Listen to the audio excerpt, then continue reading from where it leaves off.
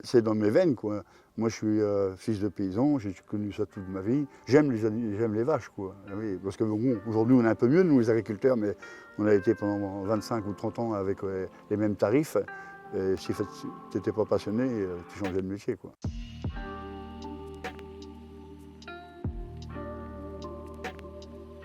Peut-être que tu pourrais commencer par te présenter, me dire qui tu es. Oui, bon, Jardin Michel, régisseur de la propriété de Château de Cormené, une propriété de 130 hectares avec 3 pièces d'eau, un petit château du 18e, passionné d'animaux en général. J'élève des vaches allaitantes.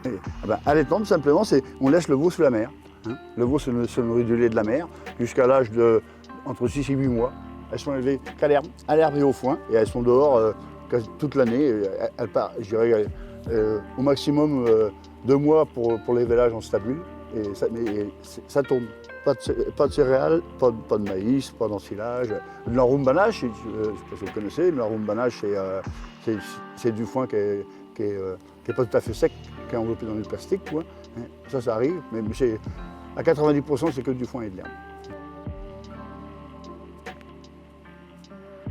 La vache salaire, c'est une vache qui vèle très bien. Elle vèle en général plus seule. C'est une bonne mère, une bonne nourricière, parce que c'est une vache mixte qui a du lait, donc les veaux poussent bien. Et c'est vraiment une bête qui est...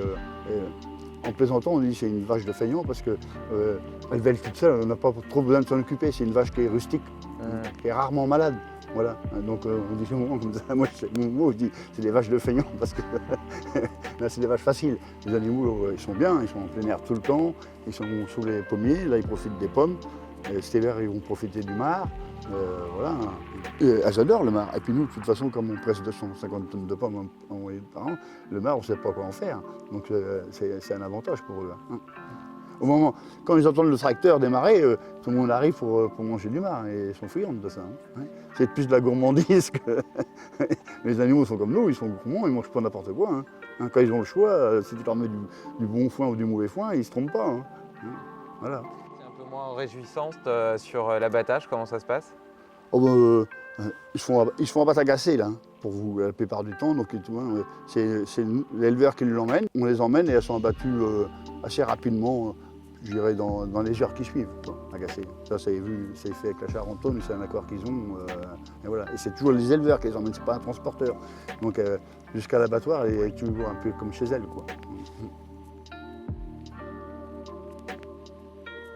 Le consommateur, il veut pas payer. Il voudrait de la viande de qualité à pas cher.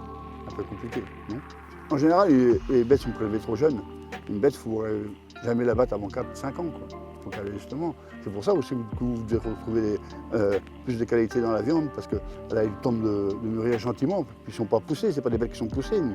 Ah oui, nous, déjà, nous, on tue nos propres bêtes. Moi, je ne vais jamais chez le boucher, mais bon, c'est un mauvais... on essaie de consommer ce qu'on fait, nous, en général.